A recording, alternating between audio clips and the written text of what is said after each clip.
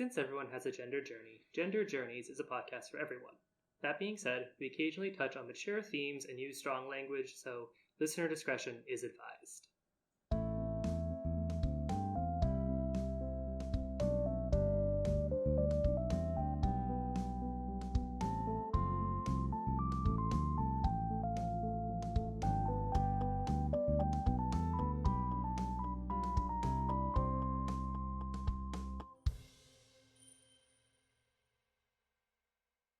Hello, everyone, and welcome back to Gender Journeys, the podcast where we talk about just what the heck gender actually is in context.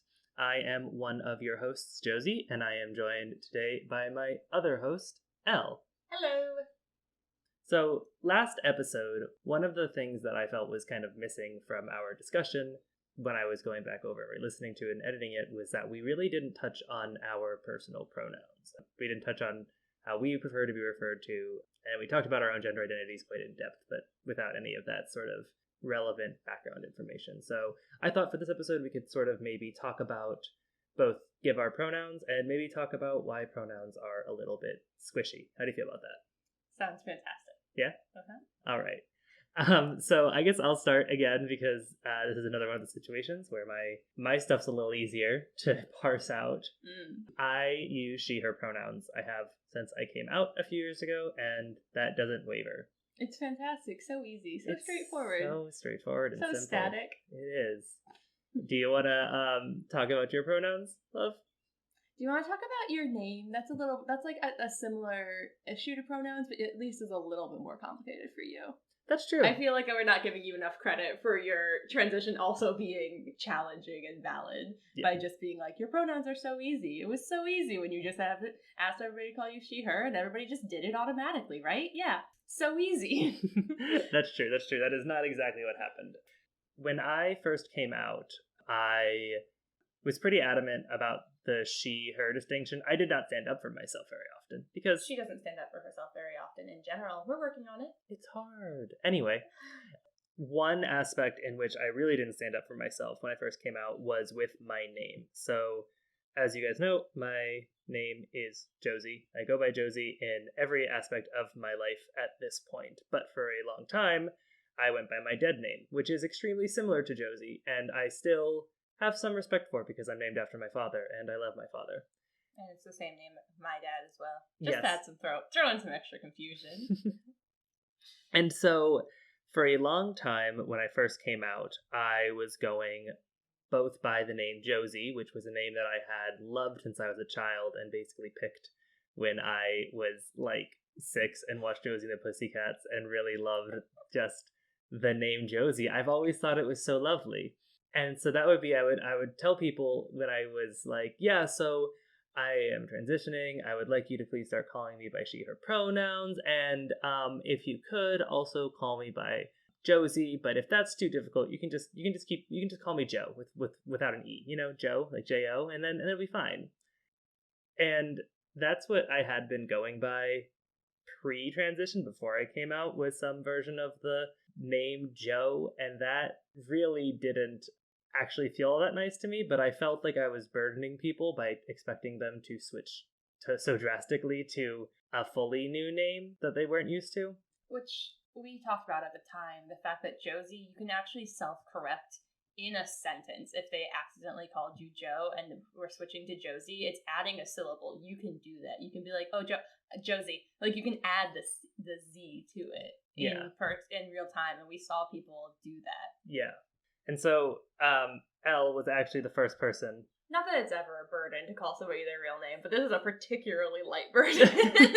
That's true. I mean, it is not a burden to call somebody by their real name. It's something that is just common decency. You should be doing it. If you're not, consider. But Elle was actually the first person to consistently call me by my real name. Because when she pulled that stuff with me, she's like, you can call me Joe, or I'd also known you for maybe like a couple of months, but we've been like actually talking for like maybe a week. Yeah. And I was like, yeah, I don't know you super well, but I'm gonna say you don't actually want to be called that. I'm gonna call you Josie.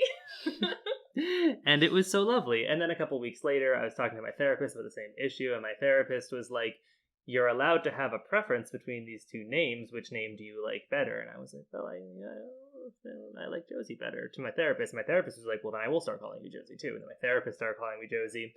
And then Here we are. eventually I told all of my friends to start calling me Josie. And now no one calls me Josie except for some. You mean everybody calls you Josie? What did I say? Nobody calls you Josie. Oh no, everybody does call me Josie. Except for Well, some people who some like to folks. confuse me. There are still members of my family that still have not quite adapted, even after 3 years of me going by the name Josie. So my journey towards how I like to be addressed is more around the name than the pronouns, but my pronouns are very solidly she, her in all situations. And I think that's interesting because for pronouns, based on your gender identity, which is, a woman, you didn't really have a choice in pronouns. It was, if you identify as a woman, then you use she, her pronouns.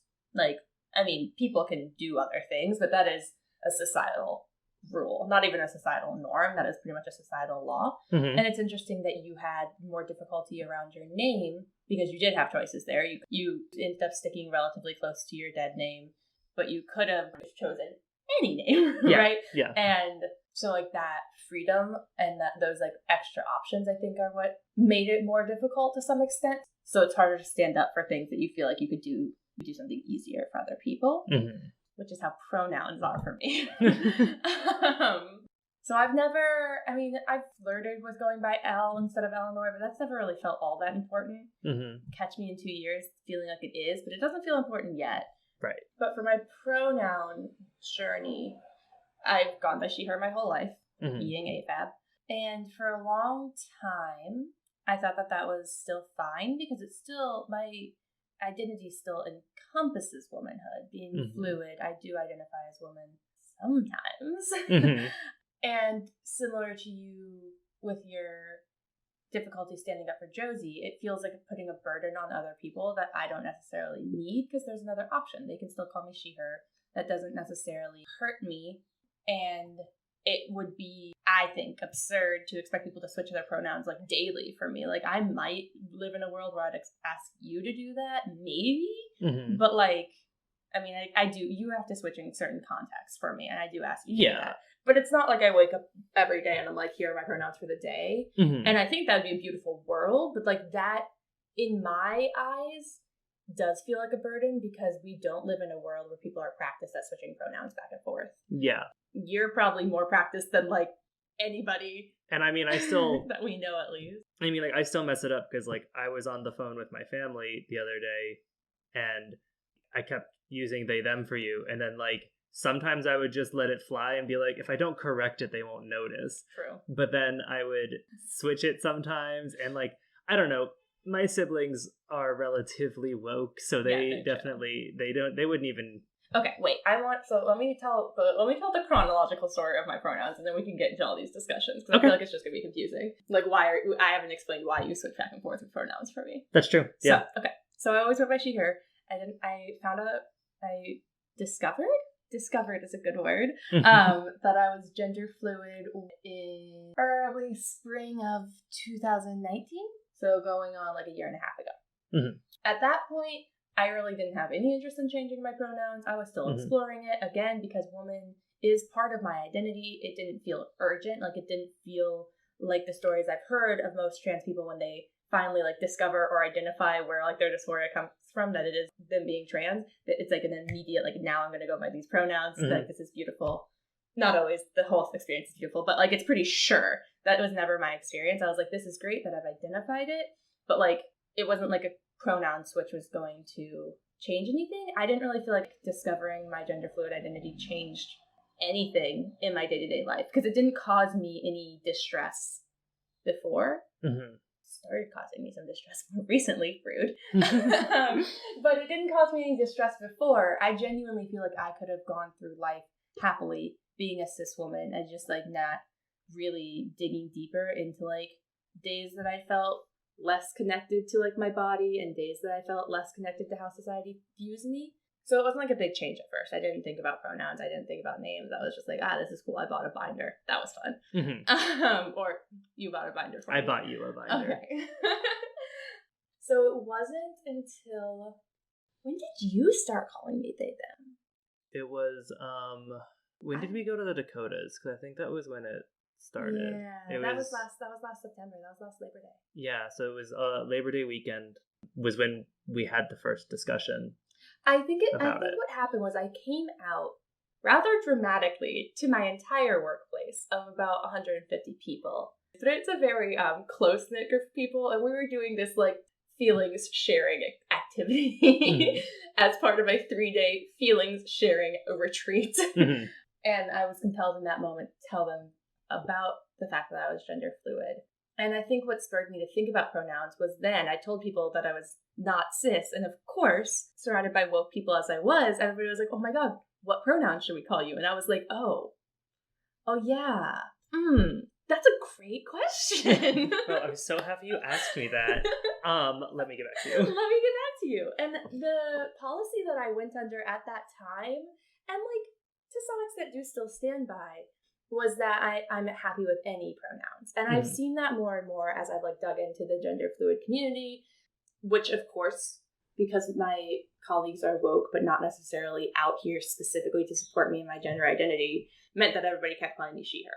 And like, that's fine. Especially in the schools that I work in the populations that I spend my time around, not everybody would be very accepting. So it'd probably be best for people not to call me they, them in schools anyway, until I'm ready to like really stand up for that. Because of course people should be able to go by the pronouns that they want to, but it will cause distress in the schools that I am. So I need to be willing to stand up for myself through that distress. Right. And I need to feel like it's worth it, which I didn't feel like for a very long time. So during that, Josie was like, well, if you'll go by any pronouns and everybody's calling you she, her, why don't I balance that out by calling you they, them? I think it's basically how we arrived at that. I think that was. And I think that there was some issues in the beginning with me having to kind of quote unquote get used to it, which, I mean, as somebody who has had my pronouns changed, I am both sympathetic to the fact that it does sometimes take people time to change their pronouns, and also feel like I should have been a little bit more like compassionate in that, or at least not understanding. I understood, and I think I showed some compassion. I think I just should have been better at it, I guess. Yeah. They, them is not, I hate that this is true, but it isn't part of our vernacular. It's very uncomfortable to start using at first. I remember the first book I read that had a non-binary character in it, which was called Girl, Woman, Other. Go read it. It's amazing. And like, it took me so much longer to read the chapter on them because I like kept reading a paragraph and be like, what's happening? Where is this group of people? Oh no, it's just them. Like, and I've gotten better at it now as I've, started interacting on Reddit with a lot of people that go by they, them, and various other non-binary pronouns, started reading more non-binary lit, like, started hearing they, them referred to for me. Yeah. But I mean, it genuinely is a skill that needs to be learned. So that's how we spent like last year. Everybody else in my life called me she, her. I was out to them, but they still call me she, her. Yeah, because you were still with the whatever pronoun. All pronouns feel good, and because of that was the same thing where. And I remember there were a couple of times when, even early in that experience, when we were out with people that you knew who referred to you almost exclusively as she, her, I sometimes would slip back into calling you she, her, and that would upset you. And I recall specifically, it was like, well, I want this to be kind of a change. Like, I want it to be able to flow a little bit more, but now it's not flowing. Yeah. I can't remember the exact time, but there was one time that I got actually pretty upset with you. Yeah, which is valid, which is fair. Yeah. I understand that. I remember being hurt that you would like fall under their pressure of the pronouns they were calling me, because I kind of wanted you to be the person that they would fall under your pressure and start calling me they, them. Yeah, which wasn't, I mean, that's not the correct way. If I want them to call me they, them, I should tell them that, not expect you to do all the work for me. So like, it's not that it wasn't the best course of action. My feelings were valid. I mean, or alternatively, that burden shouldn't necessarily fall entirely on you. You are deserving of support in that, and it doesn't even necessarily mean that you have to be the one to make the first move, but perhaps a little more information sharing about your feelings on it at the time. Right. I think also something that's notable though, and like, because I really do love my job and the people I work with, I think that's something that's really notable also, is I told 150 people in a big room that I was, gender queer of some variety. I said gender fluid, but like most of them probably didn't know what that meant, so it probably didn't like sink into their brains, which is okay. Yeah. And then I told them over the next like week on various different occasions that any pronouns are okay. And now we're talking about a year later with no more information. Like, I hadn't talked to them again about it. Like, no wonder they like stuck to she, her, and then that was okay for like 8 months. And then, like, yeah. I don't want to put the entire burden on them to remember that. Because also, notably, so back to the chronological story here that I will eventually tell in one quick go. So I was always she, her, then I came out as gender fluid, but I still didn't stand up for anything but she, her because she, her didn't hurt me. And then Josie started calling me they, and then quarantine happened, so I've really only been talking to Josie for 3 months. Whew. Quarantine is so much fun. Quarantine is so much fun. So I've really only been talking to Josie for the last 3 months. And then when I started to get back into things, people referring to me as she, her did hurt more. Yes. It did make me more uncomfortable because I'd gotten so used to they, them. So I'd kind of been envisioning for the last year that when I came back with all of those new people, I would go by they, them. Mm-hmm. But I didn't necessarily foresee how it hurt me when people were calling me she, her when I started getting back on those calls. My point is that, yes, my dear colleagues who I love so much didn't spontaneously remember 6 months after I told them that I was genderqueer and once had indicated that maybe I would like they, them pronouns more than she, her. But when I did come back and tell them when it had started making me uncomfortable a month or so ago, I now have at least 2 of those people that are like coming back with me who, like, I swear to God, every time they talk to me, they make sure that they've somehow referred to me as they, them, or as L. Every time. It's like in every single text. It's like in every statement that they make. It's like they're trying to make up for lost time. And I think it's hilarious and ridiculous and also so wonderful. That's so lovely. I didn't realize that. That's so lovely. Yeah. So, like, I put a lot of the onus for this stuff on me, even though when I look at other gender expansive people, I would never put that onus on them, if that makes sense. But for me, I want to take the responsibility for standing up for it. Like, I don't ever want to be, like, mad at people for calling me she, her, or mad at people for calling me Eleanor instead of L if I haven't, like, been reminding them, you know? Yeah. Right. And I mean, I think that's very valid to want that kind of control. Yeah. But also, you deserve to be called what makes you feel most aligned without putting all of that on yourself. Like, that's something that all people deserve. My manager had such a beautiful speech about that when I was talking to her about being afraid of coming out and, like, standing up for my pronouns to my new team for next year. And she was like, you deserve that respect. Like, you deserve the dignity of being called what you want to be called. Yeah. And, like, she's probably the only person that had, like, consistently used they, them, if for no other reason than she wrote my recommendations in they, them, because I was applying to schools with they, them. Yeah. So, yeah, all that to say, I guess where I land on pronouns now, well, actually, no, I feel like there is one more facet that's interesting that I feel like doesn't, sometimes people make this as, like, a throwaway point, but never really, like, dig into it. But you know how we always ask cis folk to introduce their pronouns at, like, the start of meetings, or, like, put them in your email signature, like, make it normalize it so that other people can choose to join you. Yes. I feel like sometimes there's a clapback to that of, like, but don't force people to share their pronouns because some people aren't ready to share their pronouns, or some people don't want to out themselves by sharing their pronouns, or some people, like, whatever. So, like, normalize it, but don't require it. Have you heard that clapback? I think I've heard that, and it makes sense to me. Right. So, like, being an educator, I think a lot from the perspective of a teacher. So, like, encourage your students to use their pronouns when they, introduce themselves to the class, but don't require it because people might not be ready. And I feel like that's something I've heard before, but never really heard anybody, like, really dig into. It's just kind of like a throwaway. We want everybody to be as comfortable as possible. So, like, we're not going to think about how or why. Just, like, do whatever makes people comfortable, which is not a bad ideology to follow. Yeah. But something happened that I thought was so interesting. I was just writing a letter that my recruitment manager could send to any number of prospects that she had in her pipeline at any point that she thought it would be helpful, right? It was semi-anonymous, as in I didn't know who I was writing the letter to, but, like, my name was going to be on it.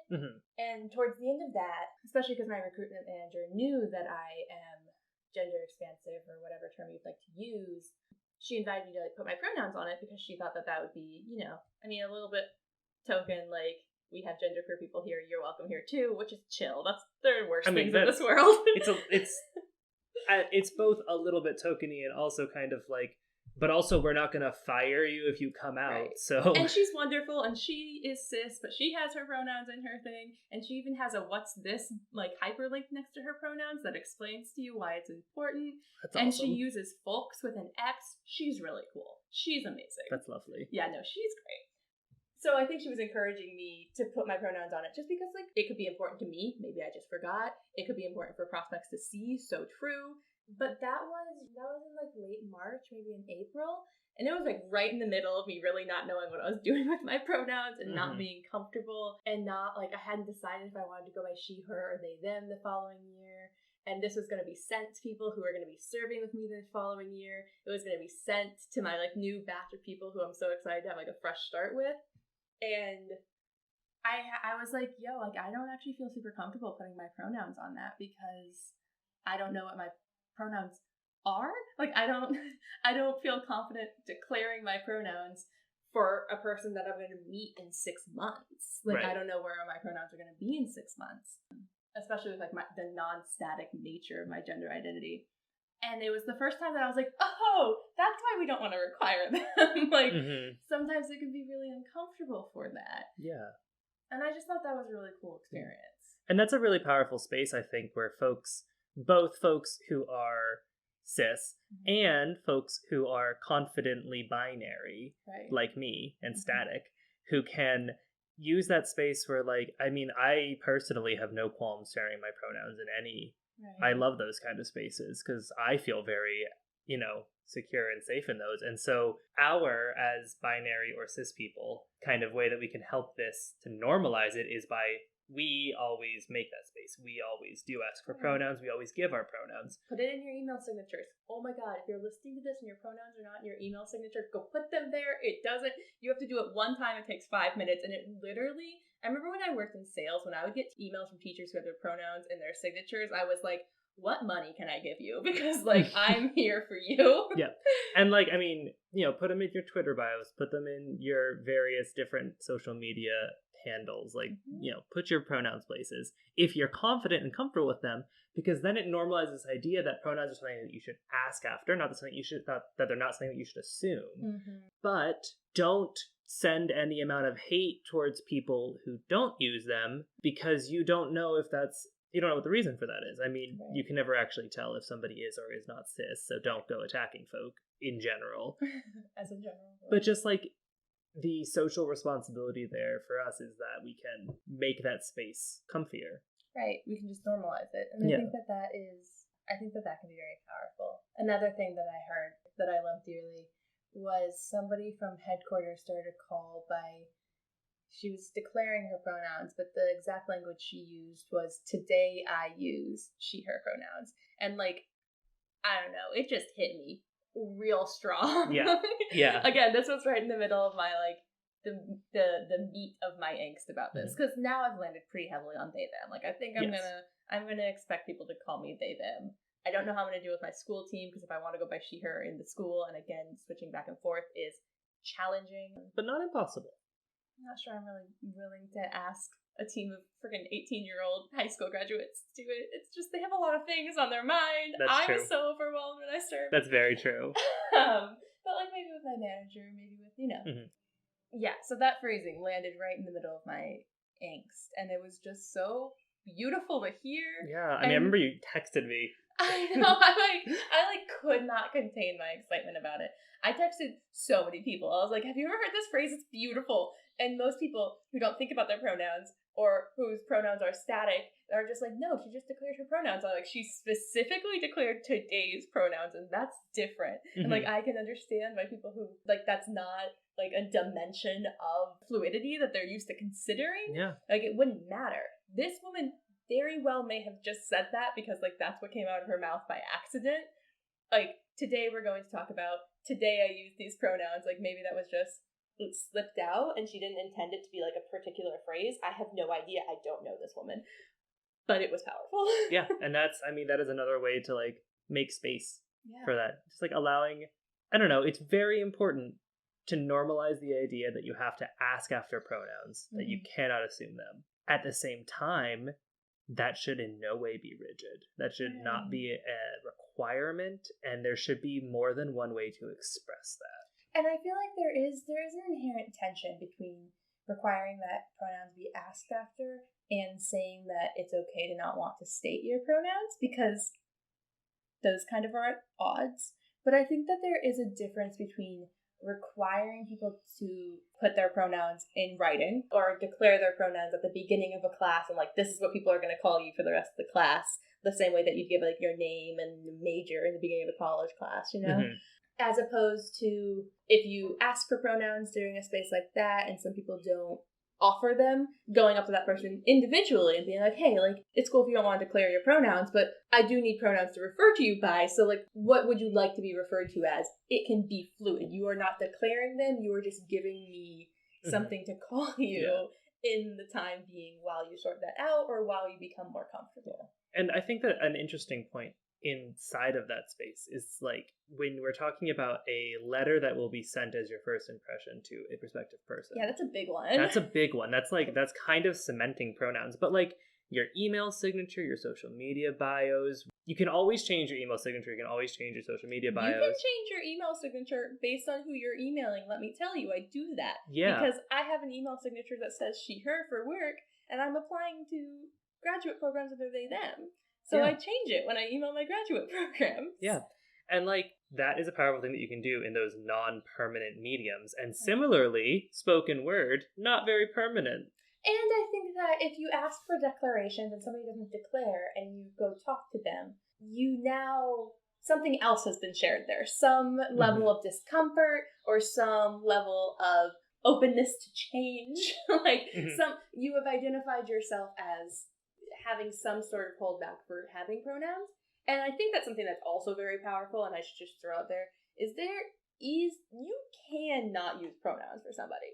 That is a thing you can do. It is challenging, but it is possible in almost all contexts. Yes. It's something that I have attempted to do, and it sometimes starts feeling clunky, especially when you use someone's name 4 times in a sentence, but it's not impossible. And it's less clunky if you're not writing, because I think you've tried it in writing, right? Yes, I've tried it in writing. So I think it's less clunky if you're not writing, and it's almost always possible if the person is present. If that person is standing there, you can refer to them by their name. And that is not to say that you only need to use people's preferred pronouns when they're standing there.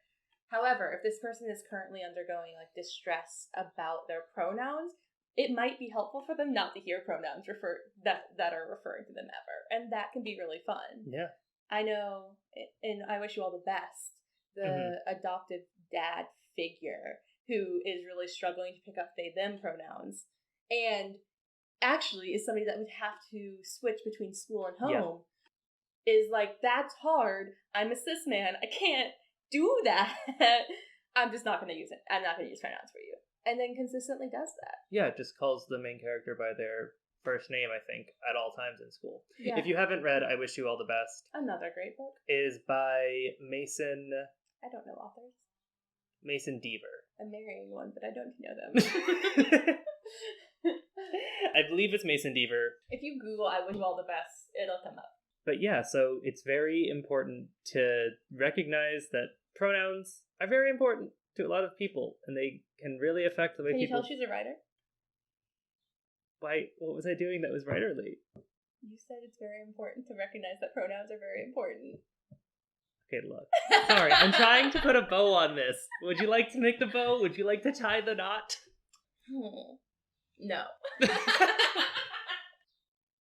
I feel like the takeaway is pronouns are important, first.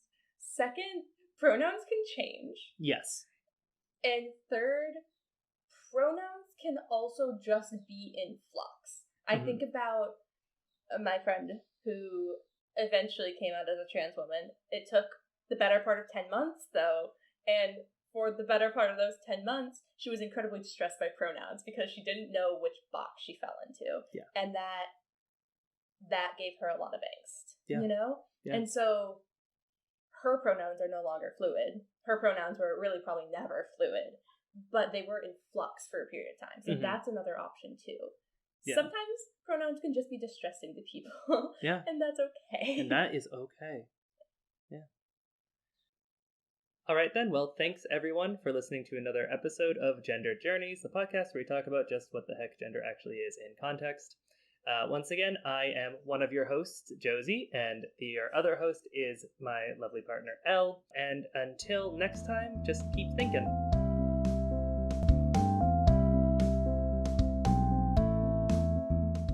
Music for Gender Journeys composed by Sonia Bourdaghs. If you want to stay up to date with Gender Journeys episodes or just want to say hi, you can follow us on Twitter at gender_journeys or on Tumblr at genderjourneys.tumblr.com. You can also find us online at josiewrites.com/genderjourneys. We hope to hear from you soon.